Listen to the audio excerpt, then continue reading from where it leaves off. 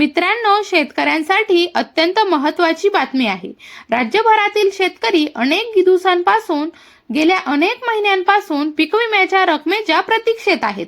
अखेर कृषी मंत्र्यांनी मोठे विधान केले आहे आणि सरकारने काही महत्त्वाचे निर्णय घेतले आहेत। मित्रांनो, गेल्या काही महिन्यांपासून शेतकऱ्यांना पीक विम्याची रक्कम मिळत नाही। यामुळे त्यांच्यावर मोठे आर्थिक संकट आहे। अनेक जिल्ह्यांमध्ये अतिवृष्टीमुळे किंवा अनियमित पावसामुळे पिकांचे मोठे नुकसान झाले। सरकारने मदतीची घोषणा केली होती, पण अद्याप शेतकऱ्यांना मदतीचा लाभ मिळालेला नाही। काही दिवसांपूर्वी यवतमाळ जिल्ह्यातील काही शेतकऱ्यांच्या खात्यामध्ये पीक विम्याची रक्कम जमा झाली, पण ती रक्कम अत्यंत कमी होती। त्यामुळे इतर जिल्ह्यातील शेतकऱ्यांमध्ये संदिग्धता आणि नाराजी निर्माण झाली आहे। मित्रांनो, राज्याच्या अर्थसंकल्पीय अधिवेशनामध्ये कृषी मंत्र्यांनी स्पष्ट केले आहे की येत्या 7 दिवसांमध्ये पीक विम्याचे वितरण सुरू होणार आहे।